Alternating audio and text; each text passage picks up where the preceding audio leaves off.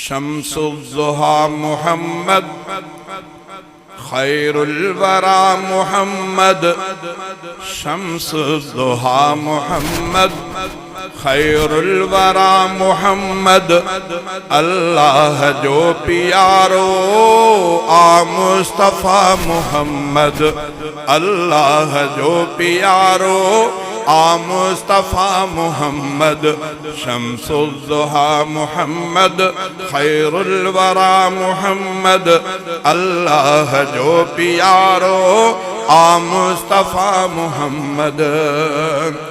सारे जहान का वध आशान जंहिंजो जग में अहिड़ो न ॿियो कोई दो आयो न कोई अग में। सारे जहान का वध आशान जंहिंजो जग में अहिड़ो न ॿियो कोई दो आयो न कोई अग में।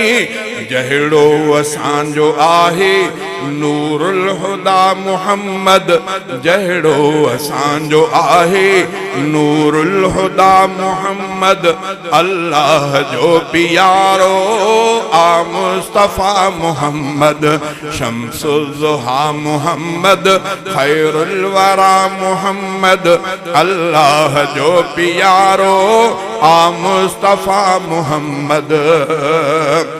जंहिंते ख़तम नुबूवत जो ताज रब रखायो ऐं अंबिया जो उनखे रब पेशवा बणायो ऐं अंबिया जो उनखे रब पेशवा बणायो।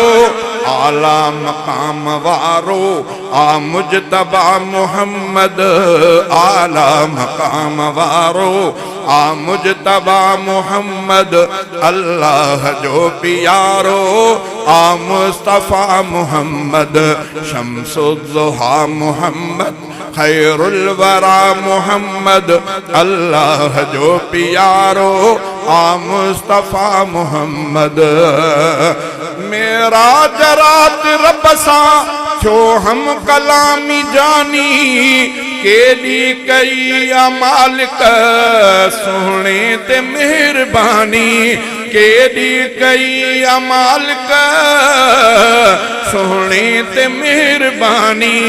रुतबन में आहे अफजल बदरुद्दुजा मुहम्मद रुतबन में आहे अफजल बदरुद्दुजा मुहम्मद अल्लाह जो प्यारो आ मुस्तफ़ा मुहम्मद शम्सुज़्ज़ुहा मुहम्मद खैरुल वरा मुहम्मद अल्लाह जो प्यारो आ मुस्तफ़ा मुहम्मद। मखलूक में जहीं जो अफजल मकाम आहे अब्दुल कदीर तंहिंजो अदना गुलाम आहे अब्दुल कदीर तंहिंजो अदना गुलाम आहे। महशर में थींदो शाफी माहे लिका मुहम्मद महशर में थींदो शाफी माहे लिका मुहम्मद अल्लाह जो प्यारो आ मुस्तफ़ा मुहम्मद शम्सुज़्ज़ुहा मुहम्मद खैरुल वरा मुहम्मद अल्लाह जो प्यारो आ मुस्तफ़ा मुहम्मद।